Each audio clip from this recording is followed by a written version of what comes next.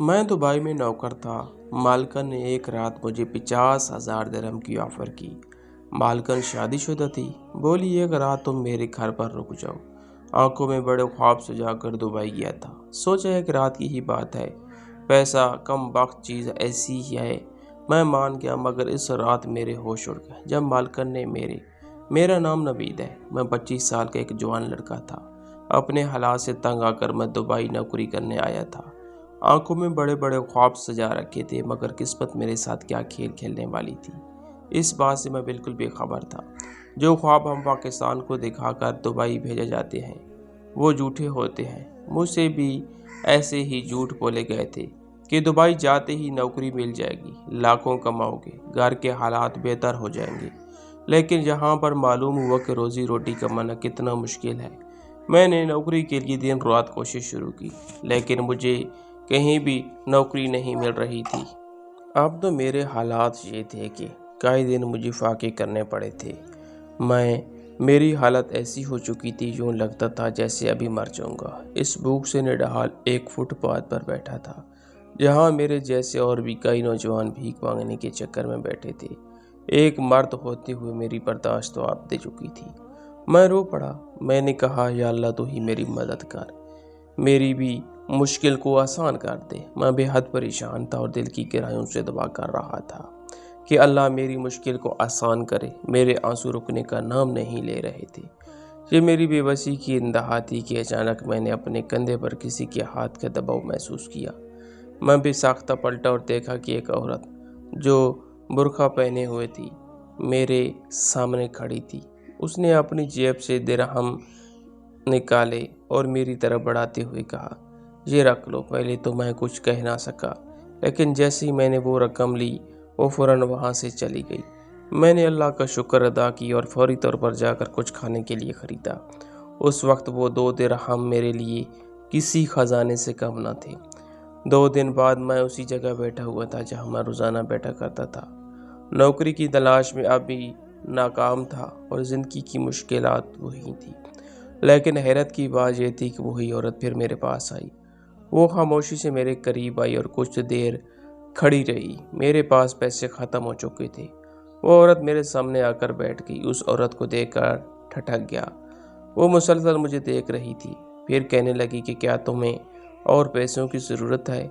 मैंने कहा, ज़रूरत तो है, लेकिन मैं यूँ मांग कर अपना गुजारा नहीं करना चाहता। मैं चाहता हूँ कि मुझे कोई नौकरी मिल जाए। वह कहने लगी, अगर तुम मेरी एक बात मान लो तो मैं तुम्हें मालो माल कर दूंगी। मैंने कहा, ऐसी कौन सी बात है? वो कहने लगी कि मुझसे बस एक दिन के लिए निकाह कर लो। ये सुनकर मैं हैरान रह गया। भला इसकी कोई ऐसा कौन सा मसला बन गया था जो मुझे इस तरह निकाह करने के लिए कह रही थी? मुझे तो लगा था कि वो मुझे कोई नौकरी दिला देगी, लेकिन जो बात उसने कही थी मेरा दिमाग सहन सहन करने लगा था। कानों में सीटियां बजने लगी थी। निकाह, वो भी सिर्फ एक दिन के लिए। मैं समझ नहीं पा रहा था कि वो औरत क्या कहना चाहती है। वो कहने लगी कि बस एक दिन के लिए तुम निकाह कर लो, बदले में मैं तुम्हें 50,000 दिरहम दूंगी, और उसके बाद भी जब भी तुम्हें पैसों की ज़रूरत होगी मैं तुम्हें दे दिया करूंगी। मैं तो अभी तक उसकी बात ही सोच रहा था कि वो क्या कह रही है। वो मुझसे निकाह क्यों करना चाहती है, वो भी सिर्फ एक दिन के लिए? मैंने कहा, आप मुझसे एक दिन के लिए निकाह क्यों करना चाहती है? मैं उसकी वजह जानना चाहता हूँ। मेरी बात सुनकर वो मुझे घूरने लगी, कहने लगी कि तुम सिर्फ अपने काम से काम रखो। तुम्हें पैसों की ज़रूरत है और वो मैं तुम्हारी पूरी कर सकती हूँ। आम खाओ, पेड़ मत खाओ। मैं खामोशी हो गया। मुझे पैसों की तो सख्त ज़रूरत थी, लेकिन मुझे इस बात की सिरे से समझ नहीं आ रही थी। बहरहाल वो जो भी कह रही थी मेरी अक्ल से पालातर था। मैंने उससे साफ इनकार कर दिया। मेरा इनकार सुनकर उसका चेहरा गुस्से से तमतमाया। उसने अपने पर्स से एक पर्ची निकाली और मेरे हाथ में थमा दी। कहने लगी, इसने मेरे घर का पता और फ़ोन नंबर लिखा है। जब भूख की शिद्दत सताए और फाके काट काट कर थक जाओ तो मुझसे रब्ता कर लेना। ये कहकर वो चली गई। मैंने वो पर्ची जेब में डाल ली, लेकिन मेरा इस औरत के पास जाने का कोई इरादा नहीं था। मैं तो अभी तक इस शशोपांच में मुब्तला था कि उसने मुझसे क्या कहा है। एक दिन का निकाह मुझसे क्यों करना चाहती थी? मैं अब इसी बारे में सोच रहा था कि एक झुमका सा मेरे दिमाग में हुआ था। शायद वो औरत मुझसे हलाला करवाना चाहती थी, इसलिए एक दिन के निकाह का कह रही थी। हो सकता था कि उसके शौहर ने गुस्से में आकर उसे तलाक दे दी हो, इसलिए वो पैसे देकर हलाला करवाना चाहती हो। मैं उस औरत की बात समझ चुका था, लेकिन फिर ये भी ख्याल आने लगा कि मुझे ही क्यों हलाला करवाना चाहती थी। फिर मुझे इस वक्त शिद्दत से पैसों की ज़रूरत थी, इसलिए मैंने दिमाग में आने वाले हर ख्याल को झटक दिया, क्योंकि मेरी वालदा के फ़ोन ने तो मुझे परेशान करके रख दिया था। मेरी वालदा का फ़ोन आया, कहने लगी कि तुम्हारे अब्बा को हार्ट अटैक हुआ है। अगर 2 दिन में उनका ऑपरेशन ना हुआ तो उन्हें कुछ भी हो सकता है। मेरी माँ बुरी तरह से रो रही थी। मैं इकलौता बेटा था। 2 माह से मैंने ना तो खर्चा भेजा था और ना ही मुझे यहाँ नौकरी मिल रही थी। अपनी वालदा की बात सुनकर मैं बहुत परेशान हो गया था। मैंने उन्हें तसल्ली तो दे दी, लेकिन मैं जानता था कि मेरे हाथ में कोई नौकरी नहीं है और ना ही मुझे कोई पैसे ही देगा, तो मेरी अक्ल ने काम करना छोड़ दिया था। उस वक्त तो यही था कि कोई भी काम मिल जाए और मैं अपने वालिदैन को पैसे भेज दूँ। ना जाने क्यों, लेकिन मैंने जेब से पर्ची निकाली और उस औरत के पते पर पहुंच गया और बंगले के दरवाजे पर दस्तक दी तो चौकीदार ने दरवाज़ा खोला। कहने लगा किससे मिलना है। इस पर्ची पर उस औरत का नाम लिखा था। मैंने कहा कि मुझे एमा मैडम से मिलना है। उसने मुझे सर से पैर तक देखा, कहने लगा यहीं रुको, मैं पूछता हूँ। फिर उसने मेरा नाम पूछा और अंदर चला गया। थोड़ी देर बाद मुझे हैरत का झटका उस वक्त लगा जब चौकीदार के साथ अरबी औरत भी बाहर तक आई थी। मुझे देखकर तो उसके चेहरे पर रौं आ गई थी। कहने लगी आओ अंदर आओ, मुझे पता था कि तुम ज़रूर आओगे। मैं उस औरत के हमराही में उसकी खूबसूरत से बंगले में दाखिल हुआ था। वो मुझे लॉन्च में ले गई। पूरा लॉन्च खाली था, उस वक्त कोई भी मौजूद ना था। फिर उसने अपनी मुलाजमा को आवाज़ देकर कहा कि साहब के लिए जूस लेकर आओ। फिर मुझे कहने लगी मुझे पता था तुम ज़रूर आओगी। मैंने कहा मुझे आपकी शर्त मंजूर है। मेरा ये कहना था कि वो कहका लगाकर हंसने पर पूछने लगी तुमने कुछ खाया है। मैंने नफ़ी में सर हिलाया। वो मेरी बेबसी और मजबूरी को जानती थी, इसलिए उसने फ़ौरन से खाना मंगवाया। मैंने बमुश्किल ही खाना खाया था, हालांकि मैं 2 दिन से भूखा भी था, लेकिन अपनी वालदा की बात सुनकर तो जैसे मेरी भूख ख़त्म हो चुकी थी। खाना खाने के बाद मुझसे कहने लगी कि 2 दिन पहले तो मुझसे साफ इनकार कर चुके थे, फिर 2 दिन में ऐसा क्या हो गया कि तुम भागे चले आए। मेरी आंखों से आंसू रवां थे। एक मर्द होते हुए भी मैं हिम्मत खो चुका था। मैंने अपने वालिद के बारे में बताया। उसने मुझे फ़ौरन पैसे दे दिए। कहने लगी कि सुबह होते ही पहले तुम ये पैसे अपने वालिदैन को पाकिस्तान पहुंचा दो, निकाह हम शाम को कर लेंगे। मुझे कोई फ़र्क नहीं पड़ता था कि मैं कोई गुनाह करने जा रहा हूँ या सवाब, क्योंकि मुझे सिर्फ पैसों की ज़रूरत थी। मेरे वालिद ज़िंदगी और मौत की जंग लड़ रहे थे। मैं अपने वालिदैन को खोना नहीं चाहता था। इस औरत की हर बात मानने को तैयार था। इस औरत ने कहा था कि वो मुझे बाद में भी बहुत सारे पैसे देगी। फिर एक रात की तो बात थी, इसके बाद तो वो मुझे छोड़ देती और पैसे भी देती। मैं यही सोच रहा था कि अगर उसने मुझे ज़्यादा रकम दी तो वापस पाकिस्तान चला जाऊंगा और वहीं जाके कोई काम कारोबार शुरू कर दूंगा। वालिदैन के बगैर मेरा भी यहाँ दिल नहीं लग रहा था, लेकिन मैं नहीं जानता था कि मेरे साथ क्या होने वाला है। अगले रोज़ सुबह उस औरत ने मुझे अपने ड्राइवर के साथ भेजा था।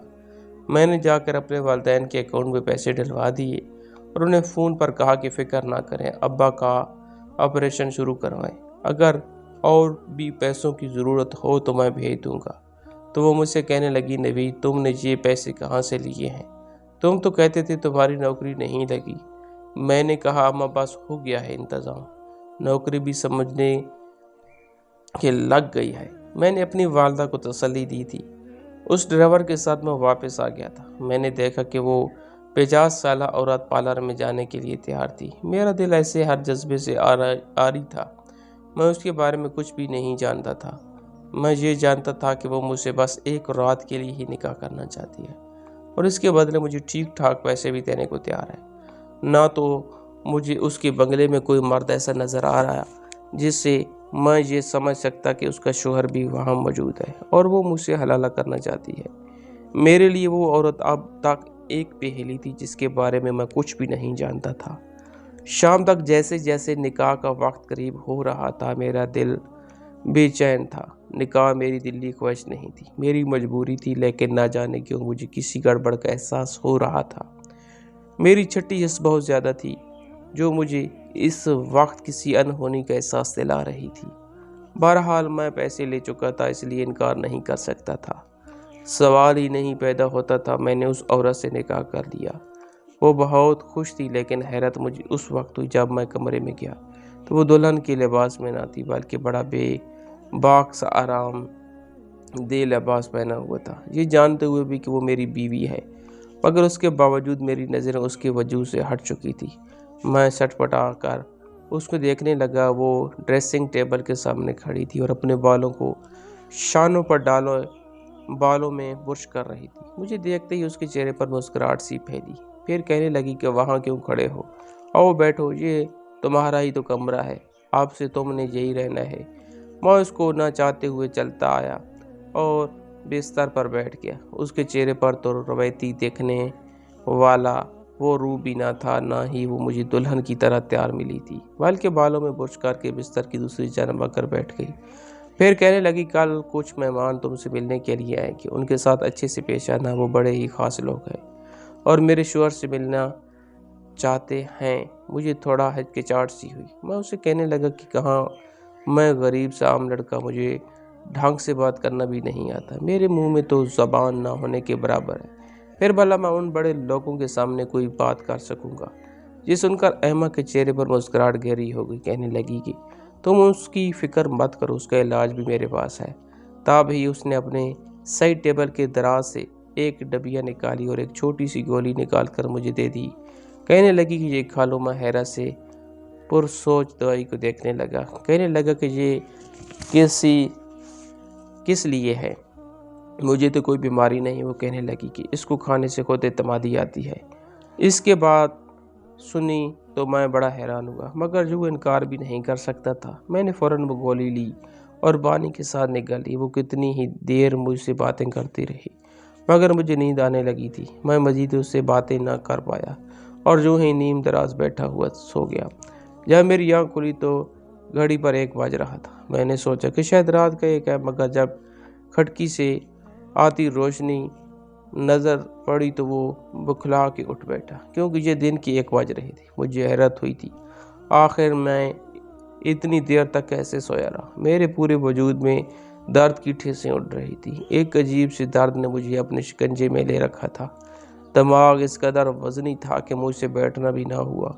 ابھی میں وہی بوجھل دماغ پکڑے بیٹھا تھا کہ جب کمرے کا دروازہ ایک جھٹکے سے کھلا۔ ایما کمرے میں داخل ہوئی تھی، اس کا چہرہ سرخ ہو رہا تھا۔ کہنے لگی کہ میں نے تمہیں کہا بھی تھا آج میری کچھ دوستیں تم سے ملنے کے لیے آنے والی ہیں، مگر تم نے ایسے گھوڑے بھیج کر سوئے جیسے اٹھنا ہی نہ ہو۔ وہ مجھ سے ناراضگی کا اظہار کر رہی تھی، جبکہ میں حیرت سے اس کا چہرہ دیکھ رہا تھا۔ مجھے تو یہ بھی نہیں پتا تھا کہ کوئی مجھے جگانے کے لیے اس کمرے میں آیا۔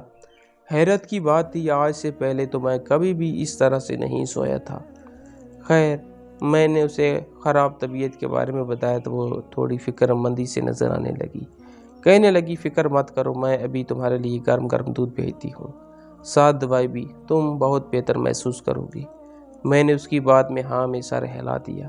کچھ دیر بعد ملازمہ میرے لیے اور دوائی لے کر آئی، جسے کھاتے ہی ایک مرتبہ پھر مجھے نیند سی آنے لگی۔ میں اپنے بستر پہ لیٹا تھا، مگر اس کے باوجود مجھے ہر منظر دھندلا سا نظر آنے رہا۔ ایسا لگ رہا تھا جیسے میں نشہ کا رکھا ہو۔ مجھے چکر اور جی متلانے لگا تھا۔ میں دوبارہ بستر پر گر چکا تھا۔ اس کے بعد میں کتنی دیر نیند کی وادیوں میں گھوم رہا، مجھے کچھ خبر نہ۔ جب میری آنکھ کھلی تو میں لحاف میں لپٹا ہوا تھا، جبکہ میری بیوی ایما میرے پہلو میں ہی لیٹی تھی۔ میں فوراً ہڑبڑا کر اٹھ بیٹھا، مگر چکر اس قدر شدید تھے کہ میرا ہاتھ سائڈ ٹیبل پر رکھے ہوئے لیمپ سے لگا اور وہ گر کر ٹوٹ گیا۔ شور کی آواز سے ایما اٹھ چکی تھی۔ وہ پریشانی سے میری جانب دیکھنے لگی اور مجھے پکڑ کر دوبارہ بستر پر بیٹھا دیا۔ میں اسے اپنی حالت کے بارے میں بتانے لگا۔ آج سے پہلے میرے ساتھ ایسا کبھی بھی نہیں ہوا تھا، مگر وہ کہنے لگی کہ فکر مت کرو، اکثر ایسا ہو جاتا ہے۔ اس نے مجھ سے جو وعدہ کیا تھا وہ مجھے پیسے دے چکی تھی، اس لیے میں یہاں سے بھاگنا بھی نہیں چاہتا تھا، کیونکہ میں اپنے وعدے سے پھرنا نہیں چاہتا تھا۔ مگر میری طبیعت اس قدر خراب ہو چکی تھی کہ میں 2 قدم بھی ٹھیک سے چل نہیں پاتا تھا۔ ایما کہنے لگی کہ طلاق کا کیا ہے، وہ تو مجھے دے ہی دو گے، مگر پھر اپنی طبیعت کچھ ٹھیک کر لو، ایسے گرتے پڑتے تو تم اب واپس پاکستان بھی نہیں جا سکتے۔ وہ تو بڑی ہی اچھی تھی، میرا بہت خیال رکھنے والی تھی۔ میں بھی وہیں رک گیا۔ مجھے اپنا وجود تپتا ہوا محسوس ہو رہا تھا، ایسے لگ رہا تھا جیسے کسی نے دیکھتی ہوئی آگ پہ رکھ دیا ہو۔ نہ جانے میری ایسی حالت کیوں ہو رہی تھی۔ مجھے اٹھے ہوئے بھی کچھ ہی دیر ہوئی تھی کہ جب دوبارہ میری 1 دن کی بننے والی بیوی نے مجھے کھانے کے ساتھ دوائی دی کہ یہ کھا لو، تمہاری طبیعت بہتر ہو جائے گی۔ حیرت کی بات تھی کہ یہ وہی گولی تھی جو بار بار مجھے وہ دے رہی تھی۔ یہی گولی اس نے مجھے اس رات کو کھانے کے لیے دی تھی، جبکہ دوسری دفعہ وہ گولی طبیعت خراب کی وجہ سے دی تھی، اور ایک مرتبہ پھر وہی گولی مجھے کھلا رہی تھی۔ اس وقت جب میں نے گولی کھائی تو ایک مرتبہ پھر مجھے نیند غالب آنے لگی۔ یہ بات میرے لیے بڑی ہی پریشان کن تھی۔ اس وقت تو میں سو گیا، لیکن جب مجھے ہوش آیا دوبارہ گھنٹے بیت چکے تھے۔ میں نے نوٹ کیا تھا کہ وہ مجھے جب بھی کچھ کھلاتی ہے میں بے ہوشی کی طرح سو جاتا ہوں۔ کچھ نہ کچھ تو گڑبڑ ضرور تھی، کہیں سے میرے ساتھ کچھ غلط تو نہیں کر رہی تھی۔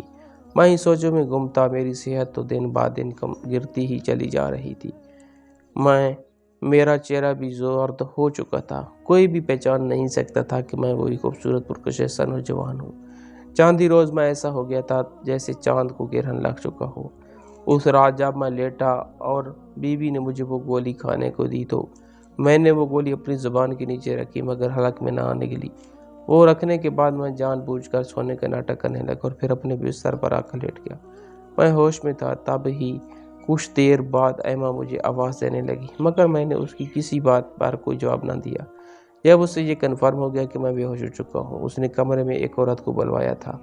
اس کی آواز میرے کان تک پہنچی، میرے ہوش اڑ چکے تھے۔ وہ کہنے لگی کہ میڈم جی، میں ماں تو بن جاؤں گی، خدا نہ خواستہ اگر اس سے بھی مجھے اولاد نہ ہوئی تو میرا گھر برباد ہو جائے گا۔ میرا شوہر تو بانجھ ہے اور ساس بار بار وارث کی ڈیمانڈ کر رہی ہے۔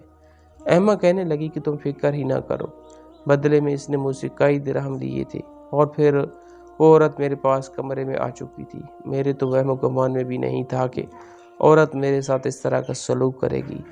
میرا جسم بیچ رہی تھی۔ جن خواتین کے شوہر بانجھ تھے انہیں یہ یہاں بلا رہی تھی۔ وہ میرے ساتھ غلط رشتہ قائم کر کے حاملہ ہو رہی تھی۔